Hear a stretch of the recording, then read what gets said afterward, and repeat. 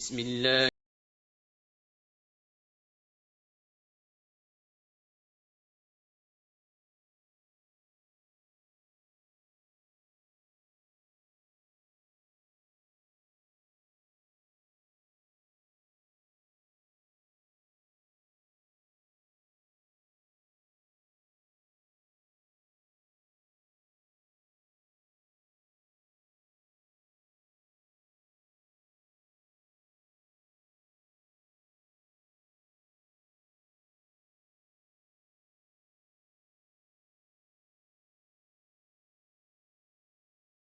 اعوذ بک من همزات الشیاطین واعوذ بک رب ان یحضرون بسم اللہ الرحمن الرحیم الحمد للہ وسلام علی عبادہ الذین اصطفیٰ ولعنۃ الدائمۃ الباقیۃ علی اعدائہم اجمعین من الان الی قیام یوم الدین اما بعد اوصیکم ونفسی بتقوی اللہ وقال علی بن ابی طالب علیہم الصلاۃ والسلام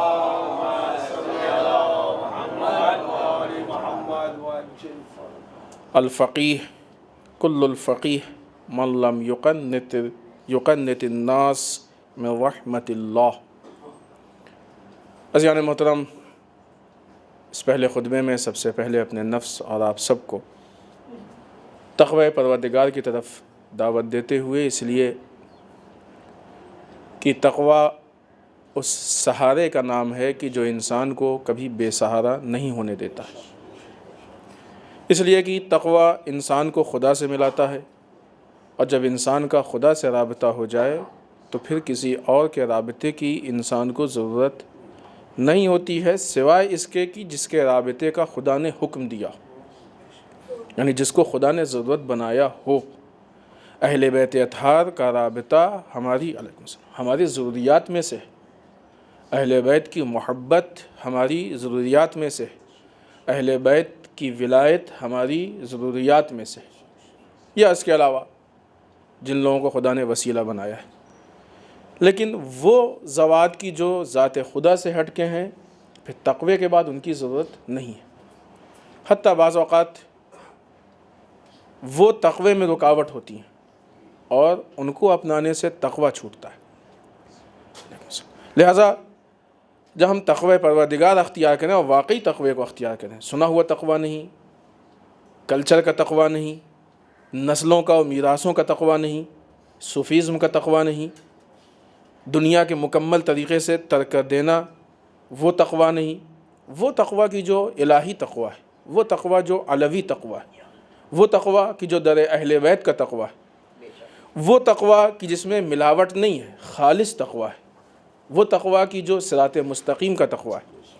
اگر انسان اس تقوی کو اختیار کر رہا ہے تو اس تقوی کو اختیار کرنے کے بعد پھر انسان کو ہر وہ چیز کی جو تقوی کے راستے میں رکاوٹ بنتی ہے، مشکل بنتی ہے، مشکل ساز ہوتی ہے، ہر اس چیز کو ترک کر دینا چاہیے۔ پھر یہ نہیں سوچنا چاہیے کہ وہ ناراض ہو جائیں گے تو کیا ہوگا، ان کو برا لگ جائے گا تو کیا ہوگا، ان کے خلاف بات کہیں نہ ہو جائے تو کیا ہوگا، ان کے مزاج پہ گنا گزر جائے تو کیا ہوگا، ہو جائے، کوئی بہت بڑی بات نہیں ہے۔ اس لیے کہ جب انسان تقوی کے مقابلے میں کسی کو دیکھتا ہے تو پھر اب دو راستہ ہے، یا خدا راضی یا فلاں راضی، یہ آپشن ہوتا ہے انسان کے سامنے۔ اب اگر اس کو راضی کر رہا ہے تو خدا ناراض، اور اگر خدا کو راضی کر رہا ہے تو شاید وہ ناراض، کیونکہ خدا کے ناراض ہونے کا اصول معلوم ہے۔ اگر ہم گناہ کریں گے، حرام کام کو انجام دیں گے، واجبات کو ترک کریں گے، خدا ناراض ہو جائے گا۔ اب ان کو اگر راضی کرنے کے لیے ہم کوئی حرام کام خدا نخواستہ کر رہے ہیں، کسی واجب کو ترک کر رہے ہیں تو خدا ناراض ہو جائے گا، البتہ یہ نہیں معلوم کہ وہ شاید راضی ہو کہ نہ ہو۔ تو عقل مندی یہ ہے، اور واقعی نہیں، خوب یہاں دیکھیں تقوی کا بینیفٹ، یہاں پہ فائدہ دکھ رہا ہے کہ وہ شک کی چیز کو انسان چھوڑ دے اور اس یقین کی چیز کو لے لے، چھوٹے کو چھوڑ دے اور بڑے کو حاصل کر لے۔ یہی وہ تقوی ہے کہ جو انسان کو کامیاب کرتا ہے، اس لیے کہ انسان انسانوں سے کامیاب نہیں ہوتا ہے، انسان کردار سے کامیاب ہوتا ہے۔ جس انسان کے بارے میں آپ سوچ رہے ہیں کہ وہ آپ کو کامیاب بنا سکتا ہے، وہ آپ ہی کے جیسا انسان ہے، لہٰذا وہ اچھائیاں آپ خود پیدا کرنے کی کوشش کریں۔ آئیے سب سے پہلے متقین کے صفات میں سے ایک صفت کہ جو کہ مولا متقیان کے خطبے میں سے ہے.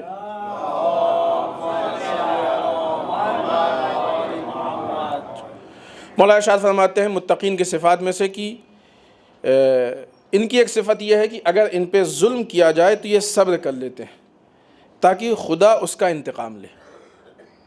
اگر متقین پہ ظلم کیا جائے تو یہ صبر کر لیتے ہیں تاکہ اس کا انتقام خدا لے. خود اس جملے سے یہ بات واضح ہے کہ جب ان پہ ظلم کیا جائے، نہ یہ کہ جب دین پہ ظلم کیا جائے. فرق ہے. جب دین پہ ظلم ہو تو یہ نہیں چپ رہتے ہیں. یہ کب چپ رہتے ہیں؟ جب ان پہ ظلم کیا جائے. علیکم السلام. اپنے ظلم کو یہ معاف بھی کر سکتے ہیں، اپنے ظلم پہ یہ صبر بھی کر سکتے ہیں، اپنے ظلم پہ یہ خاموش بھی رہ سکتے ہیں. ہم نے کسی موقع پہ اس سے پہلے آپ کی خدمت میں عرض کیا تھا کہ داستان کربلا میں جو درس کربلا ہے وہ اہم ترین درس یہی ہے. امام حسین بیک وقت صابر بھی تھے، مجاہد بھی تھے. جو ظلم دین پہ ہو رہا تھا اس کے خلاف قیام کیا، اور جو ظلم اپنے نفس پہ ہو رہا تھا اس کے لیے صبر کیا. امام حسین اپنی پیاس کے لیے نہیں لڑے، امام حسین اپنے بھوک کے لیے نہیں لڑے، امام حسین اپنے ذاتیات کے لیے نہیں لڑے. امام حسین کس کے لیے لڑے؟ دین کے لیے. امام حسین امر بالمعروف کے لیے لڑے، امام حسین نہی عن المنکر کے لیے لڑے، امام حسین مسلمانوں کی اصلاح کے لیے لڑے، امام حسین امت رسول کی اصلاح کے لیے لڑے، رسول کی امت کی اصلاح کے لیے لڑے. تو لہٰذا جب دین میں تبدیلی کی ضرورت لوگوں نے محسوس کی تو امام حسین نے اس کے خلاف قیام کیا. لیکن اپنے ظلم پہ، اپنے اوپر جو ظلم ہوا اس پہ امام حسین نے صبر کیا، اس کو خدا کے حوالے کر دیا. لہٰذا خود امام زمانہ عجل اللہ تعالیٰ فرجہ الشریف وارواحنا لہ الفدا، آپ کے جو واقعی منتظرین ہیں، انتظار کرنے والے، ناصرین ہیں، جو آپ کی نصرت کرنے والے، ان کی صفات میں سے بھی ایک صفت ہے کہ وہ صابر ہوں گے. صابر اس معنی میں ہوں گے کربلا کے صابر ہوں گے. وہ ابو موسیٰ اشعری والے صابر نہیں ہوں گے، وہ حسین والے صابر ہوں گے، وہ عباس بن علی والے صابر ہوں گے، وہ علی اکبر والے صابر ہوں گے. جو صبر کربلا ہم کو بتاتا ہے وہ صابر ہوں گے. لہٰذا متقین وہ لوگ ہیں کہ جو مشکلات پہ صبر کریں. کیوں؟ ہوتا ہے بعض اوقات ہم لوگ دیکھتے ہیں مسائل ایسے پیش آتے ہیں، ذرا سا کسی کی بات کسی کے مزاج پہ گراں گزر گئی تو فوراً انتقامی کیفیت پیدا ہو جاتی ہے کہ نہیں؟ آواز بلند، لہجہ تلخ، انداز تبدیل، چہرے کا رنگ بدل گیا، کیسے کہہ دیا انہوں نے، کون ہوتے ہیں ان کے ایسوں کو تو ہم مثلاً ہمارے یہاں پڑے رہتے ہیں. ہوتا ہے کہ نہیں ہوتا یہ چیز؟ اس جگہ پہ کہا ہے صبر کیجیے، یہاں پہ صبر کرنے کی بات ہے. اس لیے کہ جتنا انتقامی صورت جتنی پیدا ہوتی جائے گی اتنے ہی حالات و معاملات خراب ہوتے جائیں گے. لیکن جتنا انسان صبر کرے گا اتنے ہی خراب سے خراب معاملات سدھرتے جائیں گے، اصلاح ہوتی جائے گی. صبر کر لے انسان، کوئی بہت مشکل کام نہیں ہے. جب تک انسان اس کو اپنا ایگو انانیہ سمجھتا ہے اس وقت اس کو مشکل لگے گا. ارے ہم چپ ہو جائیں، ہم ان سے کوئی چھوٹے ہیں کیا؟ عجیب عجیب محاورے بھی ہوتے ہیں، شاید بعض یہاں پہ ذکر بھی نہ ہو سکیں. ہم کسی چیز میں ان سے کم ہیں کیا؟ ان کے ایسوں کو تو ہم خرید لیں اور کیا کر لیں. کبھی انسان کو اپنے مال کا گھمنڈ ہوتا ہے، کبھی انسان کو اپنے عہدے کا گھمنڈ ہوتا ہے، کبھی انسان کو اپنی شہرت کا گھمنڈ ہوتا ہے، کبھی انسان کو اپنی ویلیو کا گھمنڈ ہوتا ہے. ہمارے تو اتنے جاننے والے ہیں، ہم ایسے ہیں. جب تک ایگو ہے، جب تک انانیت ہے، اس وقت تک صبر کرنے میں مشکل ہوگی.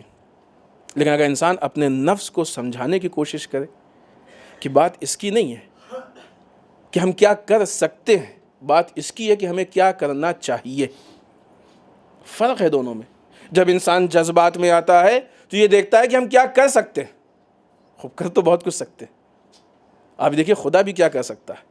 روایات میں کہ جب انسان کا غصہ آئے تو انسان اس چیز کو یاد کرے جو ہم خدا کے متعلق نافرمانی کرتے ہیں، اور خدا ہم پہ حلم سے کام لیتا ہے. اتنے انسان ہیں جو خدا کی اطاعت نہیں کر رہے ہیں، اتنے انسان ہیں جو گناہ کر رہے ہیں، اتنے انسان ہیں جو خدا کی نافرمانی کر رہے ہیں.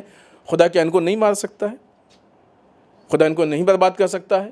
جو ہاتھ گناہ کے لیے بڑھے خدا توڑ دے، تڑ سے اپنے آپ ٹوٹ گیا. زبان غیبت کے لیے کھولے فوراً خدا آواز چھین لے. ہو سکتا ہے کہ نہیں ہو سکتا؟ چھوٹی سی چیز ہے، اسی کی دی ہوئی ہے سب، لیکن کرتا ہے خدا نہیں کرتا۔ اہل بیت کی زندگی کو دیکھیے، کیا اہل بیت اپنے دشمنوں کو فوراً کے فوراً نہیں مار سکتے تھے؟ وہ رسول کا اخلاقی واقعہ کہ جو یہاں حکومت کی کتابوں میں بھی ملتا ہے کہ وہ بڑھیا کوڑا پھینکتی تھی، روز اول رسول انتقام لے سکتے تھے لیکن آخر تک انتقام نہیں لیا۔ کوڑا پھینک دینا آسان بات نہیں ہے۔ آج کسی عزت دار مومن پہ کوئی کوڑا پھینک کے دیکھے؟ رسول ہیں کائنات کے، رحمت للعالمین ہے، خدا کا منتخب بندہ ہے جس کے طفیل میں کائنات خلق ہوئی ہے، اس پہ ایک نحیف سی بڑھیا کوڑا پھینک رہی ہے، رسول برداشت کر رہے ہیں۔ اگر کسی نے 2 لفظ کہہ دیا اور آپ کو برا لگ گیا تو اتنا برا تو نہیں کہ کوڑا ہو گیا ہو، رسول برداشت کر رہے ہیں۔ یہ اخلاق رسالت ہے، یہ اخلاق اسلامی ہے، یہ الہی اخلاق ہے، یہ اسلام کی روش ہے، اسلام کا طریقہ ہے۔ برداشت کیا، نتیجہ کیا ہوا؟ اگر رسول انتقام لے لیتے تو 4 لوگ اس بڑھیا کی طرف سے کھڑے ہو جاتے اور روز اول سے جنگ شروع ہو جاتی، مکے میں ہی جنگ ہو جاتی۔ ہوتا کہ نہیں ہوتا؟ کفار کو بہانہ مل جاتا، ایک موقع مل جاتا، خاموش رہے، وہ بڑھیا مسلمان ہو گئی، ہوئی کہ نہیں؟ ساری چیزیں آپ کے سامنے ہیں، ازبا نہیں سب چیزیں۔ تو اخلاق یہ کہتا ہے کہ اگر انسان صبر سے کام لے تو بڑی بڑی مشکلیں ٹل جاتی ہیں، اور جب انسان اپنے اوپر اس ہونے والے ظلم کو خدا کے حوالے کر دے تو ظاہر سی بات خدا بہتر بدلہ لینے والا ہے، خدا بہتر انتقام لینے والا ہے۔ عزیزان محترم علیکم السلام، اگر کسی کا کسی کے اوپر حق ہے تو آپ یہ مت سوچئے کہ جو آپ کا حق لے کے جا رہا ہے وہ فائدے میں ہے، وہ نقصان میں ہے، آپ فائدے میں۔ تھوڑا سا ہم کو بس یہ دیکھنا پڑے گا کہ ہماری نگاہ میں کون سی چیزیں ہیں جو ویلیویبل ہیں، کن کی ویلیو زیادہ ہے۔ اگر کسی نے آپ کی غیبت کی، آپ کے خلاف کوئی بات کی، بہرحال آپ کا حق ہے اس کے گردن پہ، یا آپ کا کچھ مال ہڑپ کر لیا، آپ کا حق ہے اس کے گردن پہ۔ خوب ایک طرف سے ہے کہ اگر کسی نے مال لیا ہے تو اس کو چھوڑے نہیں، آپ اس کو لینے کی کوشش کریں، وہ سارے وہ جو صحیح طریقے ہیں وہ اپنی جگہ پہ۔ لیکن اگر آپ کا حق اس کی گردن پہ ہے تو آپ کو کیا لگتا ہے کہ وہ فائدے میں نہیں، وہ نقصان میں۔ روز محشر وہ اتنے بڑے مجمع میں کہ جہاں پوری کائنات کے لوگ جمع ہوں گے، آپ کو ڈھونڈتا ہوا آئے گا،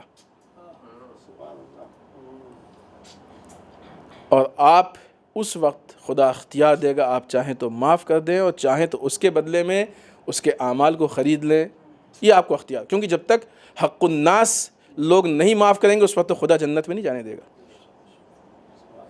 تو کون فائدے میں ہے، کون نقصان میں ہے؟ آپ فائدے میں۔ اور اگر آپ معاف کر دیتے ہیں تو خدا آپ کو اجر دے گا، ایسا نہیں خدا نے یوں ہی نہیں چھوڑ دیا، لے گیا ٹھیک ہے جاؤ، معاف کیا، اللہ کے راہ میں معاف کیا ہم نے۔ اللہ کے راہ میں معاف کرنے کا مطلب یہ ہوتا ہے کہ پھر احسان جتائیں، لوگوں پہ کیش کریں، نہیں، اللہ کے راہ میں معاف کیا نہیں، ہمارے خدا کے بیچ میں بس معاف کر دیا ہم نے، اس کو شرمندہ کرنے کی بھی ضرورت نہیں، سوائے اس کے کہ جو اس کی اصلاح ہو سکتی ہے وہ اصلاح کریں، وہ الگ چیز ہے۔ معاف کر دیا ہم نے، معاف کرنے کا مطلب یہ کہ اب جب آپ نے اس کو اللہ کے راہ میں معاف کر دیا تو خدا خوش ہوگا کہ ہمارا بندہ کتنا نیک ہے کہ جو اپنے حق سے گزر گیا اپنے برادر مومن کے لیے، لہذا خدا آپ کو وہ اجر دے گا جو آپ سوچ بھی نہیں سکتے۔ تو ہر حال میں جس کے گردن پہ حق ہے وہ فائدے میں نہیں ہے، بلکہ جس کا حق ہے وہ فائدے میں۔ معاف کر دے تب بھی فائدے میں ہے، روز محشر معاف کرے تب بھی فائدے میں ہے، اس کے عوض میں کچھ لے تب بھی فائدے میں، ہر حال میں فائدے میں ہے۔ بس یہ کہ ہم کو دیکھنا یہ ہے کہ کن چیزوں کی ہمارے نزدیک ویلو ہے۔ لہٰذا متقی وہ لوگ ہیں جب ان پہ ظلم ہوتا ہے تو یہ صبر کرتے ہیں۔ کن معاملات میں؟ ذاتی معاملات میں صبر کرتے ہیں، دین کے مسئلے میں نہیں۔ لیکن دین کے مسئلے میں صبر نہ کرنے کا مطلب یہ بھی نہیں ہے کہ ہر آدمی اپنے حساب سے، نہیں۔ اسی لیے خداوند متعال نے اسلام کا وہ نظام و سسٹم بنایا ہے، سینٹرلائزیشن بنایا ہے، آپ سینٹرلائز ہوں، پھر اس کے بعد جس راستے پہ پوری قوم کو جانا ہو، جہاں لیڈر لے کے جائے وہاں جانا، جہاں لیڈر لے کے جائے۔ کربلا میں ہر مجاہد اپنے حساب سے نہیں لڑا تھا، بلکہ سب مل کے امام حسین کے حساب سے لڑے تھے۔ ہوا تھا کہ نہیں ہوا تھا؟ جو امام حسین کا حکم تھا اس پہ سب نے، یعنی اس ولایت کے سائے میں آئے۔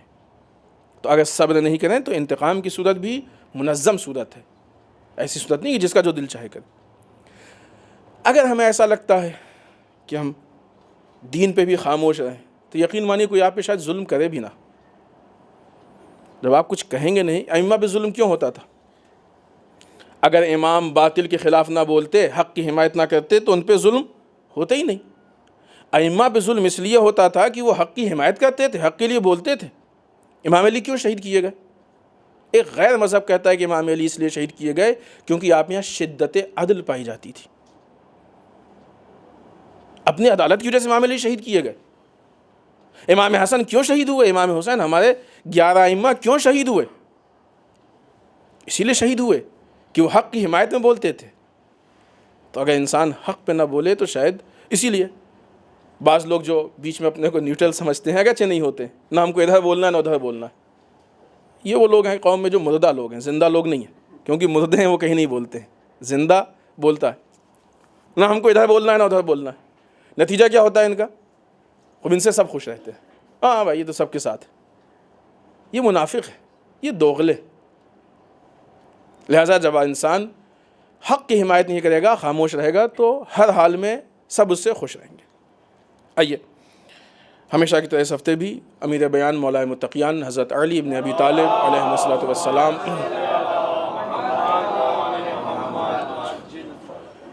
کے کلمات قصار میں سے ایک کلمہ مولا ارشاد فرماتے ہیں: الفقیہ کل الفقیہ من لم یقنط الناس من رحمت اللہ۔ ایک فقیہ جو کہ مکمل فقیہ ہو، یعنی ہماری اصطلاح میں وہ عالم وہ کہ جو فقہ میں غور و فکر کرے۔ وہ مکمل عالم یا مکمل فقیہ وہی ہے کہ جو لوگوں کو رحمت خدا سے مایوس نہ کرے، لوگوں کو رحمت خدا سے مایوس نہ کرے۔ ایک دوسری بات، اور اس کی مہربانیوں سے، خدا کی مہربانیوں سے لوگوں کو نا امید نہ کرے۔ تیسری چیز، اور اس کے عذاب کی طرف سے مطمئن بھی نہ کر دے۔ دونوں چیزیں، خدا کی رحمت سے بھی مایوس نہ کرے۔ ایک مکمل فقیہ اور مکمل عالم وہ ہے کہ جو لوگوں کو خدا کی رحمت سے، اس کی مہربانیوں سے مایوس نہ کر دے کہ نہیں صاحب ہم تو گنہگار ہیں، ہم کو کہاں جنت ملنے والی ہے۔ اصل ہم جو جنت کی بو سونگھ ہی نہیں سکتے، کچھ بھی کر لیں ہم، کچھ نہیں ہو سکتا۔ نہیں، غلط ہے، یہ کفر ہے، مایوسی کفر ہے۔ رحمت خدا سے مایوس نہ کر دے، لیکن دوسری طرف سے عذاب خدا کی طرف سے مطمئن بھی نہ کر دے کہ نہیں تم پہ عذاب کہاں نازل ہونے والا ہے، عذاب تو فلاں کے لیے ہے، تمہارے تو کچھ ہے ہی نہیں، کچھ بھی کر لو تم ایک دم پرفیکٹ ہو۔ یعنی معلوم یہ ہوا کہ نہ وہ جنت بانٹ دے نہ جہنم میں جھونک دے۔ اور یہ مفہوم الگ سے نہیں ہے، قرآن مجید کا مفہوم ہے، کیونکہ ائمہ کی روایتیں قرآن کے خلاف نہیں ہیں۔ معیار روایت یہی ہے کہ وہ قرآن کے مطابق ہو، ورنہ پھر روایت نہیں ہے۔ خداوند متعال ارشاد فرماتا ہے: اعلموا ان اللہ شدید العقاب، تم جان لو کہ بے شک اللہ شدید عقاب کرنے والا ہے، شدید عذاب کرنے والا ہے، شدید سختیاں دینے والا ہے۔ وان اللہ غفور الرحیم، اور بے شک اللہ بہت زیادہ معاف کرنے والا ہے اور بہت زیادہ رحم کرنے والا ہے۔ گناہوں کے عوض میں شدید عقاب کرنے والا ہے، لیکن اگر انسان خدا کی بارگاہ میں استغفار لے کے آ جائے تو بہت زیادہ معاف کرنے والا ہے، خود کا معاف کرنے والا ہے۔ فرعون نے نہیں سوچا تھا، لیکن خدا سوچ رہا تھا کہ کاش فرعون ایک مرتبہ ہم کو پکار لے۔ کتنا بخشنے والا ہے خدا، دیکھیے نا رحمت خدا، سوچیے خدا اس انتظار میں تھا کہ یہ ہمارا بندہ کاش ہم کو ایک بار پکار لیتا تو ہم اس کو نجات دے دیتے۔ خدا اتنا بخشنے والا ہے۔ آج بعض اوقات ہم مہمات اسلام اور بنیاد اسلام سے کھلواڑ کرتے ہیں۔ ہم یہ کہہ دیتے ہیں کہ نہیں اصلا آپ پہ تو عذاب ہونے والا نہیں ہے، آپ نے اگر اہل بیت سے محبت کر لیا تو اصلا جنت تو وقت پہ ایک دم اتنی آسانی سے۔ وہ لوگ جنت بانٹتے ہیں جن کے خود اپنی جنت کا بھروسہ نہیں ہوتا ہے۔ بیلنس ہے، بیلنس ہے، نہ رحمت خدا سے مایوس ہوں، نہ انسان خدا کے معاف کر دینے سے، خدا کے مغفرت سے مایوس ہو، اور نہ ہی اتنا مطمئن ہو جائے کہ کچھ بھی کر لے۔ اگر یہ طے ہو جائے، دیکھیں قرآن میں جہاں بھی یہ بات آئی ہے، آمنوا وعملوا الصالحات، صاحبان ایمان کہ جو ایمان لائے ہیں اور عمل صالح کرتے ہیں۔ عمل صالح در واقع ایمان کا جز ہے، ایمان کی دلیل ہے۔ کہا جاتا ہے کہ آپ کو کیا ضرورت ہے؟ اب تو یہ بات تھوڑا کم ہو گئی، پہلے زیادہ تھی، لیکن ابھی بھی بعض ہمارے جوان بہکتے ہیں کہ ایک مرتبہ اگر ہم نے علی سے محبت کر لی تو اب نماز روزے کی اعمال کی ضرورت نہیں ہے۔ نعوذ باللہ، استغفر۔ یہ بھی نہیں سوچتے کہ جس سے محبت کر رہے ہیں خود اس کو ضرورت تھی. امام علی نمازیں پڑھتے تھے نہیں پڑھتے تھے؟ جس سے محبت کر رہے ہیں خود اس کو ضرورت تھی، تو محبت کرنے والا کیسے بے نیاز ہو سکتا ہے؟ عبادت کی ضرورت صرف اور صرف خدا کو نہیں ہے بس. باقی اگر بندہ ہے تو شان بندگی یہی ہے کہ وہ عبادت کرے. لہذا دونوں اعتبار سے ہم کو مطمئن ہونا چاہیے. ایک طرف سے ہم اگر خدا نخواستہ انسان سے گناہ ہو گئے ہیں، کہ ہوتے ہیں کسی سے چھوٹے کسی سے بڑے، بعض اوقات ہوتا ہے لوگ کہتے ہیں نہیں ہم نے اتنا بڑا گناہ کیا اس میں خدا نہیں معاف کر سکتا. نہیں، خدا کی بارگاہ میں خلوص دل سے جو شرائط ہیں استغفار کے، ان شرائط کے حساب سے انسان استغفار کرے، خدا حتماً بخشے گا انشاءاللہ. اگر ہمارے اندر تڑپ ہے، ہمارے اندر چاہت ہے، تو حتماً خدا بخشے گا. خدا غفور و رحیم ہے، اس نے وعدہ کیا. اور یہ تو ہم نے ایک آیت بنوانے مثال پیش کی نا، کتنی آیتیں قرآن مجید میں ایسی موجود ہیں. لیکن دوسری طرف سے جب ہم عمل کرنے پہ آئیں، عمل کے میدان میں آئیں، تو عمل کرتے وقت ہم ڈریں کہ کہیں ایسا نہ ہو کہ یہ عمل خدا کی شایان شان نہ ہو. کون ڈرے گا؟ جو خدا کے لیے عمل کرے گا. لیکن جو جنت سے مطمئن ہو جائے گا وہ تو کہے گا ہم کو عمل کی بھی ضرورت نہیں. البتہ یہ بات ہم نے اس سے پہلے بھی کہی ہے کہ اصلا ہمارے اعمال جنت کے لیے ہیں بھی نہیں. یہ ہماری غلط فہمی ہے. ہمارے اعمال اس لیے نہیں ہے کہ ہم اعمال کریں تو ثواب لیں. ملے گا، ثواب بھی ملے گا، جنت بھی ملے گی، سلسبیل بھی، کوثر بھی، سب ملے گا. لیکن ہمارے اعمال اس لیے نہیں، ہمارے اعمال اس لیے ہیں کہ ہم خدا کو راضی کر سکیں. اس کی بے انتہا مثالیں پیش کی ہیں. کربلا والوں نے قربانی اس لیے دی کہ وہ قربانی ان کی ذمہ داری تھی، اس لیے نہیں دی کہ قربانی دے کے وہ جنت کو خرید لیں. اپنی ذمہ داری پہ عمل کرتے ہوئے قربانی دیا انہوں نے. ہمارے اعمال اس لیے ہیں تاکہ ہم خدا کو راضی کر سکیں. وَرِضْوَانُ مِنَ اللَّهِ اکبر، اللہ کی ذرا سی رضا کائنات کی سب سے بڑی چیز ہے. خدا اگر راضی ہو گیا تو جنت چھوٹی چیز ہو جائے گی. یہی وجہ ہے کہ بعض اوقات مومنین کو بھی شفاعت کا حق حاصل ہوگا. جو خدا کو راضی کرے گا وہ شفاعت کروانے کے لیے نہیں دوڑے گا بلکہ لوگوں کی شفاعت کرے گا. یہ خدا کو راضی کرنے کا صلہ. تو ہمارے اعمال اس لیے نہیں ہے کہ ہم جنت لے لیں خانہ پوری، نہیں، اس لیے ہے کہ ہم خدا کو راضی کر لیں تاکہ ہم اپنے اس مرتبے کو پالیں کہ جو بزرگ ترین مرتبہ ہے، جو عظیم مرتبہ ہے، جہاں پہ خدا ہم کو پہنچانا چاہتا ہے. اس کے بعد پھر ہم کو بھی حق شفاعت ہوگا. اول تو ہیں بھی نہیں. لیکن اگر کوئی یہ سوچتا ہے کہ نہیں، آپ دیکھیں خود اہل بیت روایات میں وضو کے لیے جب پانی آتا تو چہرے کا رنگ بدل جاتا تھا، ہے کہ نہیں؟ کتنی روایتیں. امام علی مسجد میں کوفے میں ہیں، لوگوں نے آگے جناب فاطمہ سلام اللہ علیہا سے کہا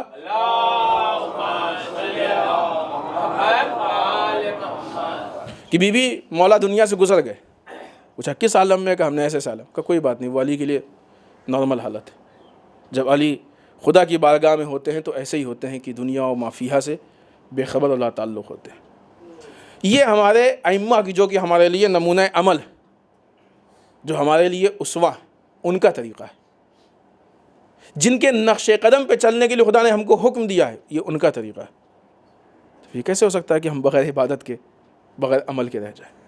لہٰذا ہم کو بیلنس کرنا چاہیے. نہ ہم ایک دم سے مایوس ہو جائیں اور نہ ہم ایک دم سے خوش فہمی مطمئن ہو جائیں. بالکل نہیں. کوئی گارنٹی نہیں جنت کی نہیں لے سکتا، اور کوئی بھی جہنم کی بھی گارنٹی نہیں دے سکتا ہے کہ نہیں آپ کو جہنم میں ہی جانا ہے کسی کے لیے. نہیں، ہر آدمی اپنے اعمال کے ذمہ دار ہے.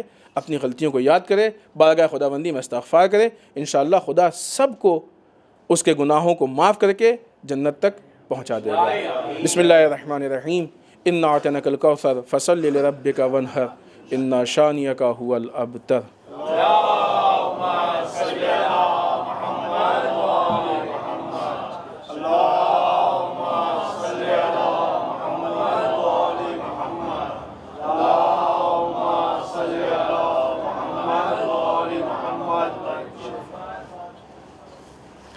رب اعوذ بک من همزات الشیاطین واعوذ بک رب ان یحضرون. بسم اللہ الرحمن الرحیم.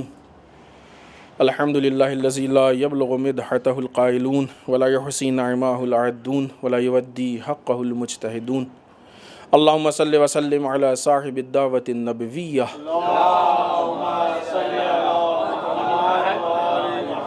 والصولۃ الحیدریہ.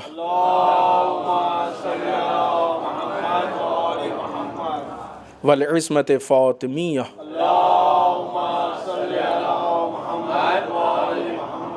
والحلم الحسنیہ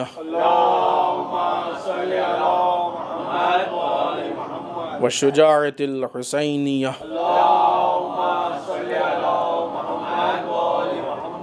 والعبادة السجادیہ والآثار الباقریہ والمأثر الجعفریہ والعلوم الکاظمیہ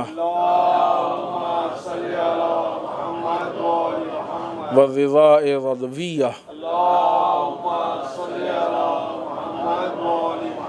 والجود التقویہ والنقاوة النقویہ والہیبة العسکریہ والغیبة الہیہ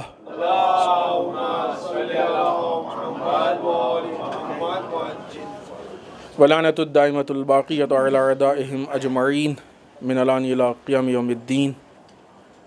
اما بعد، عزیزان محترم، اس دوسرے خطبے میں ایک بار پھر اپنے نفس اور آپ سب کو تقوی پروردگار کی تاکید کرتے ہوئے اس ہفتے کے مناسبات میں سب سے پہلی اور بہت اہم مناسبت یہ ہے کہ حجاج بیت اللہ حج کرنے کے لیے عازم ہیں اور خانہ خدا کی طرف حج کے ارادے اور عنوان سے تشریف لے جا رہے ہیں. حج دین اسلام کی عظیم ترین عبادت کا نام ہے. خداوند متعال نے حج کے ذریعے سے انسان کے اندر کئی طرح کی تبدیلی لانے کی پوری کوشش کی ہے، اور نہیں کہ صرف انسان، قوموں کے اندر تبدیلی لانے کی کوشش کی. حج میں دو عنوان ہیں. ایک حج کے میدان میں یا حج کے حالات میں، چاہے وہ سعی ہو، چاہے وہ عرفات ہو، مزدلفہ ہو، چاہے وہ منی ہو، اور چاہے خود طواف ہو. ایک انسان کی شخصی اور پرسنل اصلاح ہوتی ہے اور ایک انسان کی قومی اصلاح ہوتی ہے. اسی طریقے سے حج میں دو طرح کی ذمہ داریاں ہیں. ایک انسان کی عبادی ذمہ داریاں ہیں، عبادت سے متعلق، اور ایک انسان کی سیاسی ذمہ داریاں ہیں. سیاست میل جول کا طریقہ، نہ کہ وہ سیاست مکاری و عیاری. لہذا دونوں پہلو ہیں اس حج میں. آئیے ایک آدھ دو بات پہ تھوڑا سا روشنی ڈالیں. جب انسان حج پہ جا رہا ہے، اہم یہ نہیں کہ اس نے کتنا حج کیا، شاید ایک حج کافی ہو پوری زندگی کے لیے، ہے کہ نہیں؟ آیت اللہ مرشی نجفی، آپ یقیناً ان کا نام جانتے ہوں گے، بالخصوص جو لوگ زیارت کے لیے تشریف لے گئے ہیں. قم حرم کے پاس ان کی بہت بڑی لائبریری ہے، شاید عالم اسلام کی پہلی لائبریری ہے. وہ اپنی زندگی میں کبھی مستطیع نہیں ہوئے حج کے لیے، کیونکہ جب بھی ان کو پیسہ ملا انہوں نے کتابیں خرید کے لائبریری میں رکھ دی. تو پیسہ اتنا جمع ہوگا تبھی تو مستطیع ہوں گے. نہیں ہوئے مستطیع وہ. ان کے الحمدللہ وہاں پہ مدرسے ہیں، اتنی بڑی لائبریری ہے. کتنے لوگ آج طلاب کا ہجوم وہاں پہ رہتا ہے، اسکالرس کا ہجوم رہتا ہے، لوگ وہاں پہ تحقیق کرتے ہیں. کتنا جو ہے فیض لوگوں تک. البتہ اس کا مطلب یہ نہیں کہ آپ نہ کریں، نہیں کریں. اگر خدا نے مستطیع کیا، واجب ہے کریں، اس کے بعد بھی مستحب ہے کریں. کیسے کریں؟ اہم یہ ہے حج انسان کی اپنی تبدیلی کا نام ہے. روایت میں ہے نا کہ انسان جب حج کر کے آتا ہے تو یوں ہوتا ہے جیسے ماں کے پیٹ سے پیدا ہوا ہے. بعض اوقات انسان کو افسوس ہوتا ہے جب اگر انسان اپنی زندگی پہ نظر ڈالے اور پیچھے مڑ کے دیکھے. بزنس میں ہوتا ہے، اگر کاش ہم وہ بزنس ڈالے ہوتے، اتنا کام کیے ہوتے تو ہم آج وہاں پہ ہوتے. یہ بزنس اس میں اتنا نہیں، لیکن اب تو غلطی ہو گئی. دوسری چیزوں میں انسان کو افسوس ہوتا ہے، کہیں جانے لگا تو فلاں ٹرین سے یا فلاں فلائٹ سے آئے ہوتے تو آسان تھا، اس سے آئے پھنس گئے. اسی طریقے سے اگر انسان اپنی زندگی پر نظر ڈالے تو انسان کو لگے گا کہ خدا نے ہم کو معصوم پیدا کیا تھا، سارے نظام و سسٹم ہم کو بتائے تھے، غلطی ہو گئی ہم سے. اب کیا کریں؟ خدا نے کہا کوئی بات نہیں، اگر تم حج پہ جاتے ہو تو ہم تمہیں حج سے ایسے پلٹائیں گے جیسے تم ماں کے پیٹ سے پیدا ہوئے تھے. یعنی تم کو ہم ایک مرتبہ پھر موقع دیں گے کہ اپنی غلطیوں کو دوبارہ نہ دہراؤ. حج کا مطلب یہ نہیں ہے کہ ہم فخر کریں کہ ہم نے اتنے حج کیے ہیں. ہے یقیناً لائق افتخار چیز ہے، اس میں کوئی شک نہیں، لیکن افتخار تک محدود ہو کے رہ جائے یہ غلط ہے۔ حج کا مطلب یہ ہے کہ ہماری اور خدا کی قربت بڑھ جائے، خدا سے ہم زیادہ نزدیک ہو جائیں۔ لہٰذا ایک طرف سے خدا نے کہا آؤ ہماری بارگاہ میں آؤ، استغفار کرو، گڑ گڑاؤ، اب تم جب جاؤ گے تو ایسے جاؤ گے جیسے ماں کے پیٹ سے پیدا ہوئے۔ دوسری چیز، وہاں پہ خود فلسفہ حج بہت اہم چیز ہے، جانے سے یقیناً جو لوگ جانا چاہتے ہیں وہ جانے سے پہلے تو خیر اتنا ٹائم نہیں رہ گیا ہوگا، لیکن حج شروع کرنے سے پہلے ان چیزوں کو سمجھیں کہ وہ صحیح کر رہے ہیں کیوں کر رہے ہیں، طواف کر رہے ہیں کیوں کر رہے ہیں، حتیٰ خود حجر اسود کو بوسہ دے رہے ہیں کیوں دے رہے ہیں، حتیٰ خود عرفات میں بیٹھے ہیں کیوں بیٹھے ہیں۔ خدا ٹائم پاس کرا رہا ہے کہ بس بیٹھو وہاں پہ سو؟ نہیں، ہر چیز کے پیچھے ایک فلسفہ ہے، ہر چیز کے پیچھے ایک ریزن ہے، مقصد ہے۔ دیکھیں ان چیزوں کو، خدا آپ کو اسلام کے راستے میں ہر کام کے لیے ہر طریقے سے تیار کرنا چاہتا ہے، اور یہ ساری چیزیں کن حالات میں ہیں کہ سارے مسلمانوں کا ایک خانہ کعبہ ہوگا۔ کوئی کہہ سکتا ہے کہ یہ شیعہ حج کریں گے سنی نہیں کریں گے، سنی کریں گے شیعہ نہیں کریں گے، حنفی کریں گے مالکی نہیں کریں گے، مالکی کریں گے شافعی نہیں کریں گے، حتیٰ وہ جن کی وہاں حکومت ہے وہابی، وہ بھی نہیں کہہ سکتے کہ وہابی کریں گے کوئی اور نہیں کرے گا، ہے کہ نہیں؟ خدا ایک جگہ سب کو جمع کرنا چاہتا ہے۔ اگر آپ اس نگاہ سے دیکھیں تو خود حج کی عبادت انسان کچھ لے کے آئے نہ لے کے آئے، کچھ کر کے آئے نہ کر کے آئے، کچھ سیکھ کے آئے نہ سیکھ کے آئے، لیکن حد اقل حج کی عبادت اتحاد بین المسلمین کا ایک بہترین، بہت بزرگ، بہت بڑا اور واضح نمونہ۔ ایک جگہ سب کو جمع کر دیا، سب لوگ صحیح کرو، سب لوگ طواف کرو، شاید ٹائم میں فرق ہو وہ بھی اپنے شاید، لیکن کر تو رہے نا۔ ایک جگہ سب کو بٹھا دیا، بیٹھو ایک جگہ، سب کو ایک ساتھ جمع کر دیا۔ کہہ سکتے ہیں کہ صاحب نہیں وہ تو وہاں پہ وہ لوگ ہیں ہم نہیں آئیں گے، کوئی بھی فرقہ کہہ سکتا ہے؟ نہیں کہہ سکتا۔ اگر مسلمانوں کے فرقوں کا ایک ساتھ جمع ہونا صحیح نہ ہوتا اسلام میں تو خدا حج میں جمع نہیں کرتا۔ حج میں جمع کرنا، آج کہتے ہیں لوگ اتحاد نہیں ہو سکتا، ساتھ نہیں بیٹھ سکتے، ساتھ نہیں مل سکتے۔ خدا سے کہو کہ پالنے والے ہمارا حج الگ کرو، ہم لوگ ساتھ نہیں جا سکتے، ساتھ نہیں بیٹھ سکتے، ساتھ نہیں مل سکتے، خدا سے کہو۔ لیکن وہاں ہوتا ہے کہ نہیں ہوتا ہے؟ سب ہوتا ہے وہاں پہ۔ اگر اتنی بڑی تعداد میں وہ انجان لوگ جو دنیا کے الگ الگ ملکوں سے آتے ہیں، ایک دوسرے کا کلچر نہیں جانتے، ایک دوسرے کی زبان نہیں جانتے، ایک دوسرے کے حالات نہیں جانتے، ساتھ بیٹھتے ایک دوسرے سے بات کرنے کی کوشش کرتے، تو اگر وہاں پہ سارے مسلمانوں کے فرقے جمع ہو سکتے ہیں تو اگر وہاں سے سیکھ لے کے آئیں تو کیا اپنے شہر اور اپنے ملک میں سارے فرقے جمع نہیں ہو سکتے؟ مجلسوں میں جمع ہو سکتے ہیں، محفلوں میں جمع ہو سکتے ہیں، پروگرامز میں جمع ہو سکتے ہیں، جمع ہو۔ چونکہ حج ایک الہی فریضہ ہے، لہٰذا حج میں کیے ہوئے افعال، کی ہوئی عبادتیں ہمارے لیے ایک بہترین راہ عمل اور حکم پروردگار ہے، ہم ان کو سمجھیں۔ ایک ایک عمل اور ایک ایک چیز کی تفصیلات ہیں، انشاءاللہ ہم اس پہ غور کریں تو بہترین طریقے سے ہمارے لیے واضح ہوگا۔ ایک اور چیز کی جو عموماً ہم چاہتے ہیں کہ پیش کریں، کئی جمعے آپ کی خدمت میں سالہ گزشتہ میں پیش بھی کیا، لیکن موقع چونکہ کم ہوتا ہے، لہٰذا جب بھی موقع ہو تھوڑا سا ہم شادی ہمارے یہاں ایک بہت اہم موضوع ہے۔ شادی مال کے اظہار کا طریقہ ہو چکا ہے، تعلقات کے اظہار کا طریقہ ہو چکا ہے، طاقت کے اظہار کا طریقہ ہو چکا ہے۔ اب دیکھیں شادی میں کچھ چیزیں ہوتی ہیں جو اگرچہ رسم کے عنوان سے صرف رہ گئی ہیں۔ مثلا کس تاریخ کو ہو، بڑی کوشش ہوتی ہے کہ تاریخ کہیں سے خراب نہ ہو، اچھی تاریخ ہو، دن بھی اچھا ہو۔ عموماً شادیاں کی جاتی ہیں ولادت کی تاریخوں میں، جناب فاطمہ سلام اللہ علیہ کی ولادت، جناب سکینہ سلام اللہ علیہ کی ولادت۔ یہاں پہ بات آئی تو ایک جملہ کہتے چلیں، 2 شادیوں میں ہم نے ایسی شرکت کی، ایک جناب فاطمہ کی شب ولادت تھی، ایک جناب سکینہ کی شب ولادت تھی۔ دونوں میں مکس گیدرنگ تھی, شرکت نہیں کی, مطلب گئے تو واپس آ گئے, اس مکس گیدرنگ میں نہیں گئے, الگ بلا کے نکاح پڑا. آپ نے کیوں اس تاریخ کا انتخاب کیا ہے؟ ایک نئی زندگی شروع ہونے جا رہی ہے, زندگی کی نئی داستان شروع ہونے جا رہی ہے. تاریخ کا انتخاب اس لیے ہوتا ہے کہ ان زوات سے کچھ تو برکت ہم لے لیں. جب آپ ان زوات دیکھیں, برکت کوئی کرنٹ نہیں ہے کہ آپ سامنے پڑ گئے, نہیں. یزید امام حسین کے سامنے تھا, لشکر یزید سامنے تھا, ایسا نہیں ہے.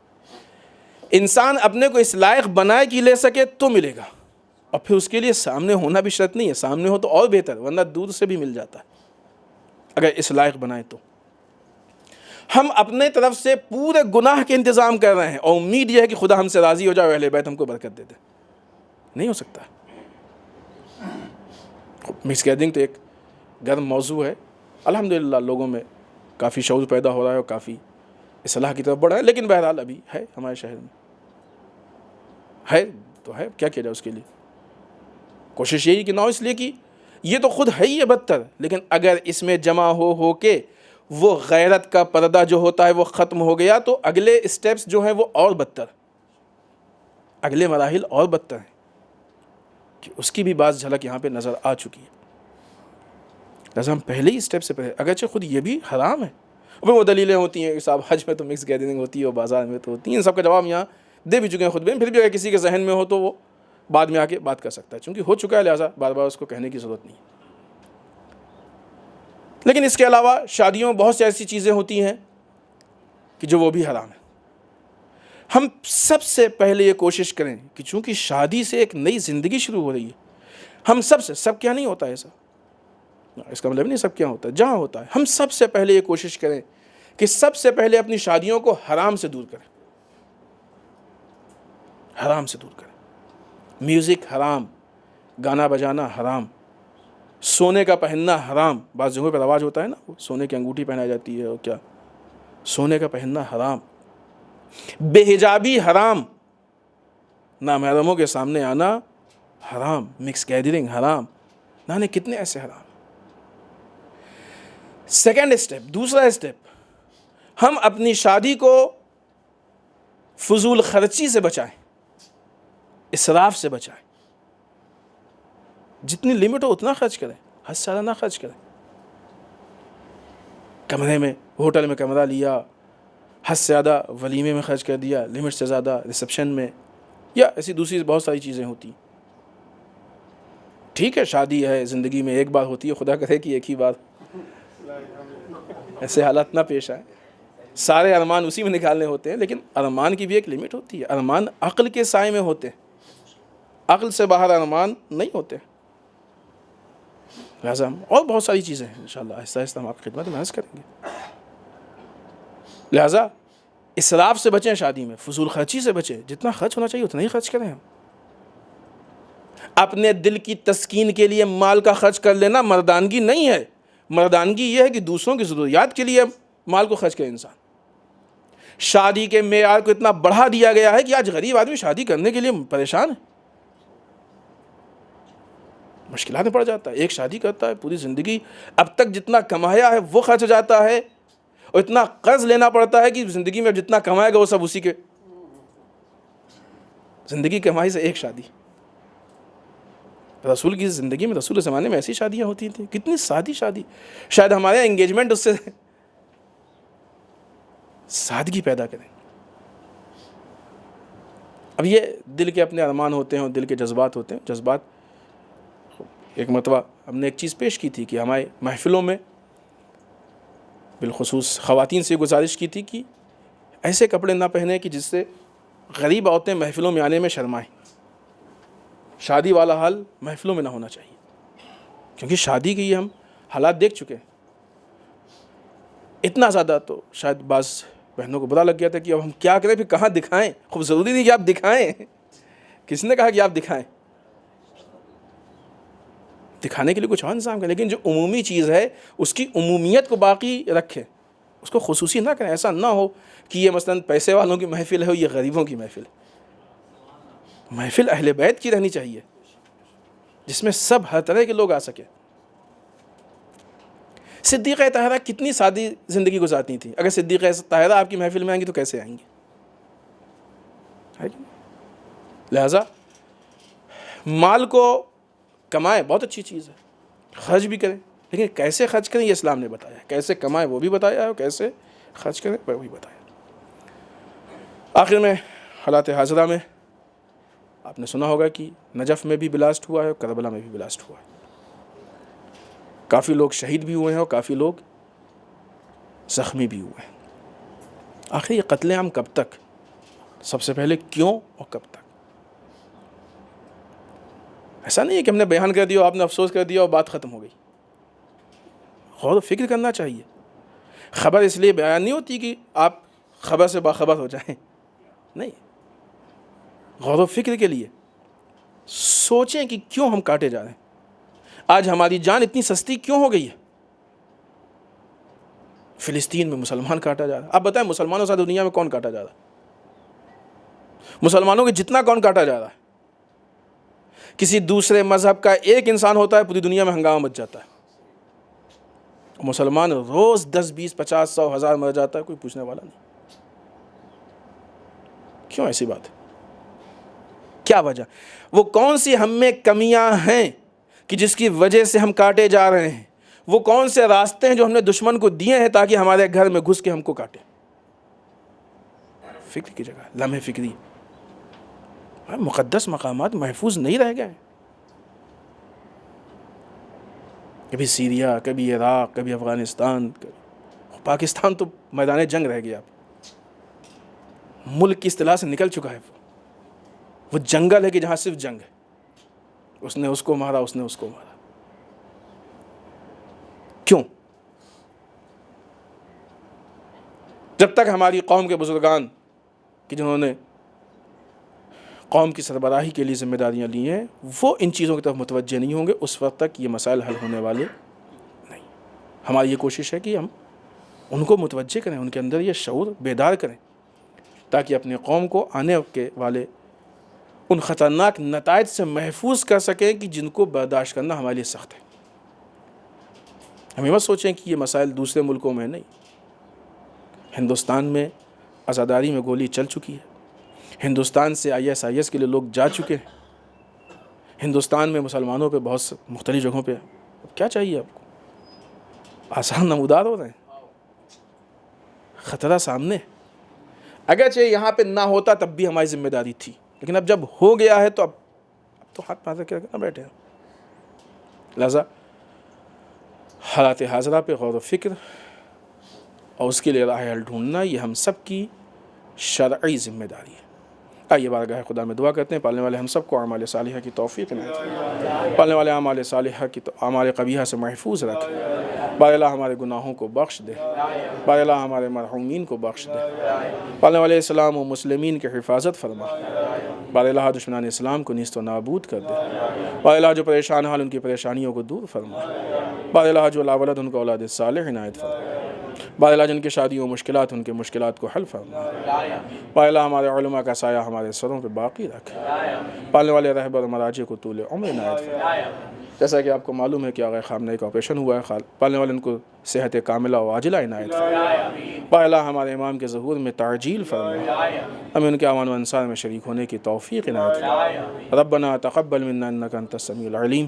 بسم اللہ الرحمن الرحیم. قل هو اللہ احد اللہ الصمد لم یلد ولم یولد ولم یکن لہ کفوا احد.